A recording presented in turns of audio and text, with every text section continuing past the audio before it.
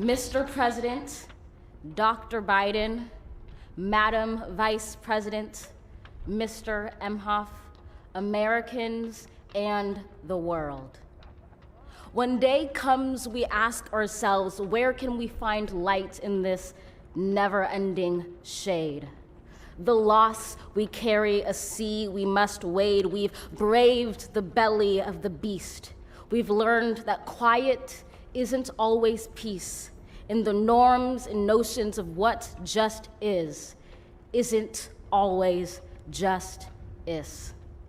And yet the dawn is ours before we knew it. Somehow we do it. Somehow we've weathered and witnessed a nation that isn't broken, but simply unfinished. We, the successors of a country and a time where a skinny black girl descended from slaves and raised by a single mother can dream of becoming president, only to find herself reciting for one.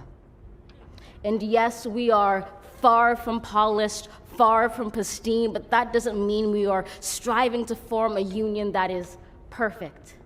We are striving to forge our union with purpose, to compose a country committed to all cultures, colors, characters, and conditions of man. And so we lift our gazes not to what stands between us, but what stands before us. We close the divide because we know to put our future first, we must first put our differences aside. We lay down our arms so we can reach out our arms to one another. We seek harm to none and harmony for all. Let the globe, if nothing else, say this is true.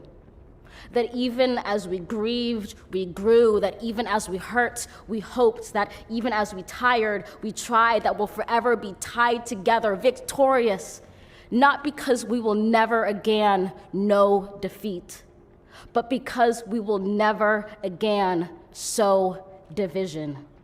Scripture tells us to envision that everyone shall sit under their own vine and fig tree, and no one shall make them afraid.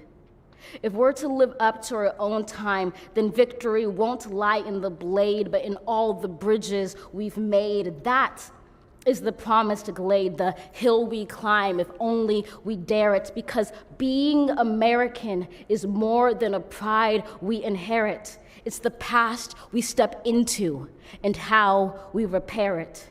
We've seen a force that would shatter our nation rather than share it, would destroy our country if it meant delaying democracy. And this effort very nearly succeeded. But while democracy can be periodically delayed, it can never be permanently defeated. In this truth, in this faith we trust, for while we have our eyes on the future, history has its eyes on us. This is the era of just redemption. We feared it at its inception. We did not feel prepared to be the heirs of such a terrifying hour, but within it we found the power to author a new chapter, to offer hope and laughter to ourselves. So, while once we asked, how could we possibly prevail over catastrophe? Now we assert, how could catastrophe possibly prevail over us?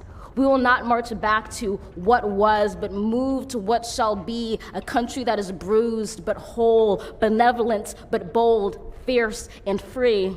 We will not be turned around or interrupted by intimidation, because we know our inaction and inertia will be the inheritance of the next generation. Our blunders become their burdens, but one thing is certain. If we merge mercy with might and might with right, then love becomes our legacy and change our children's birthright. So let us leave behind a country better than the one we were left. With every breath from my bronze-pounded chest, we will raise this wounded world into a wondrous one. We will rise from the gold-limbed hills of the West. We will rise from the wind-swept Northeast, where our forefathers first realized revolution. We will rise from the lake-rimmed cities of the Midwestern states. We will rise from the sun-baked South. We will rebuild, reconcile, and recover in every known nook of our nation, in every corner called our country. Our people, diverse and beautiful, will emerge battered and beautiful. When day comes, we step out of the shade, aflame and unafraid. The new dawn blooms as we free it. For there is always light, if only we're brave enough to see it, if only we're brave enough to be it.